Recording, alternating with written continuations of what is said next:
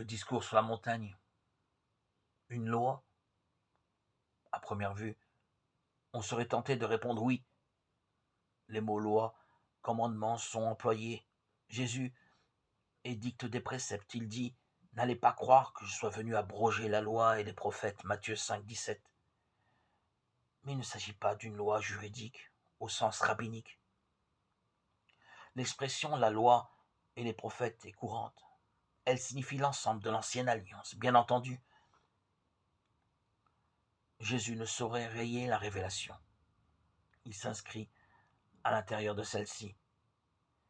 Mais il en marque le caractère évolutif et progressif. Je suis venu la parfaire. Et il affirme la conscience de la liberté qu'il a à son endroit. Nous sommes donc situés au plan de la révélation, non d'une loi. Il semblerait en revanche qu'il n'en soit pas de même lorsque Jésus affirme: celui qui violera un seul de ses commandements, même des plus petits, et enseignera aux hommes à faire de même, sera déclaré le plus petit dans le royaume des cieux. Celui au contraire qui les aura pratiqués et enseignés, celui-là sera déclaré comme grand dans le royaume des cieux. Matthieu 5, 19. Mais on ne peut pas séparer ce verset du suivant.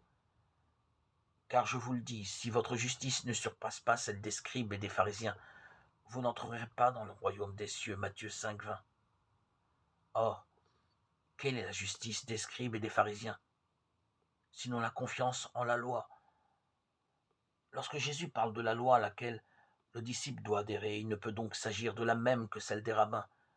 Sous le même mot de loi, deux conceptions s'opposent. Jésus ne reconnaît pas à la loi le pouvoir de sauver, si l'on se fie à elle.